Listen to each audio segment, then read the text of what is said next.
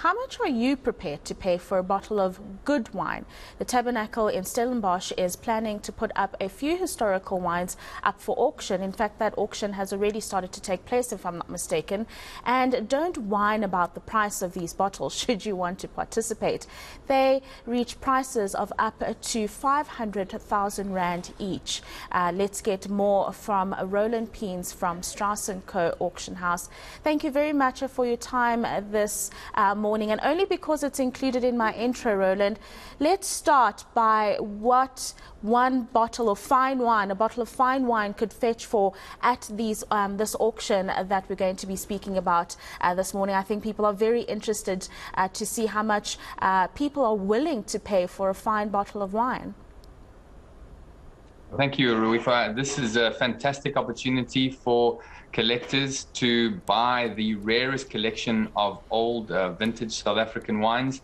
You can imagine that not a lot of wine was produced, not a lot of wine was stored over the last century, and the Tabernacle in Stellenbosch is where a lot of these old South African wines have remained all these years, and one of the few places. And our team have recorked a lot of these bottles, tasted them, and now they're available on auction on Sunday on Strauss and Co at 11 o'clock in the morning. So this is an iconic opportunity to get these extremely rare wines, and there are some that are up to 80 years old, such as the Chateau Libertas 1940. There are a couple of bottles of those, and there the estimates are around 30 to 40,000 Rand. The wines taste terrific. We were very lucky to taste all of these wines as they were being recorked, so we can make sure that they really are wonderful to enjoy now and also to collect. And they're just extremely rare. You don't find this collection anywhere. No, absolutely. I mean, I was reading earlier on about the bottle of 1821 Grand Constance that sold for 500,000 Rand. I mean, what informs the prices that you are putting on these fine wines? Well, it's all about demand and supply. Really, that's what auctions are able to do, meet buyers and sellers. And we find these incredible old wines. The world has seen that South African made incredible wines in the 19th and 20th century, and we're just lucky to put them on a platform for the world to buy. So Strauss & Co auctioned off an 1820 Grand Constance last year, and it actually reached 970,000 Rand for that bottle. There was a previous sale of 500,000 Rand on a same wine. So yes, that's the record in South Africa for a fine bottle of wine, almost 1 million Rand. Absolutely. Talk us through the auction activity over the last 2 years, the trends that you saw. Did you find that there was more people that were interested in it, especially in really great products of this nature? What were you seeing in terms of auction activity over the last 2 years? Well, I can even say that over the last 20 years since I've been in fine wine, the interest in South African fine wine has been ongoing, and we believe it's around 15% per year. So in the last couple of years, we've seen a lot of movement towards online with COVID, of course, and we've seen a lot more arts customers now looking at fine wines as collections, as investments. And certainly we're starting to put all of these great vintage South African wines onto an international stage where they belong.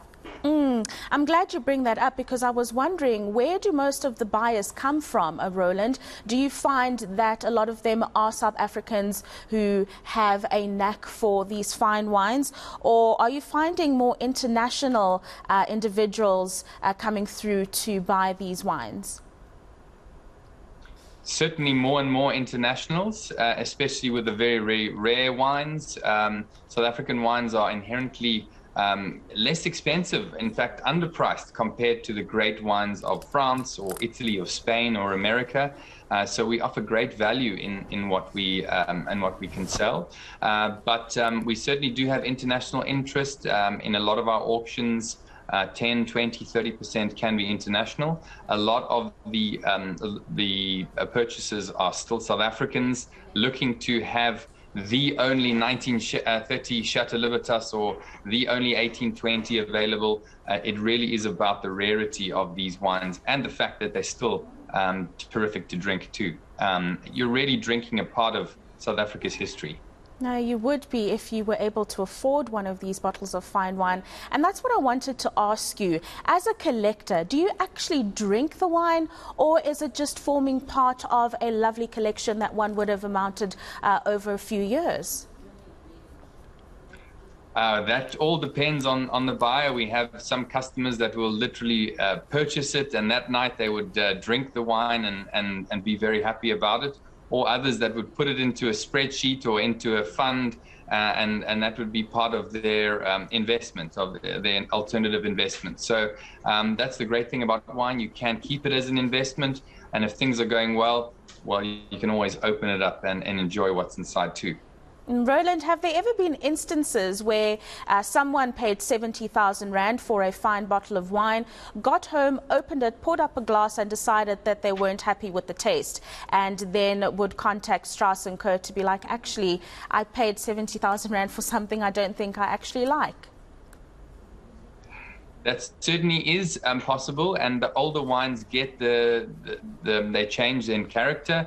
They become a lot more savory, more soft, more oxidative, more delicate, and not everyone enjoys that taste. So what's great about these wines from the Tabernacle on Sunday is that all the South African wines have been recorked.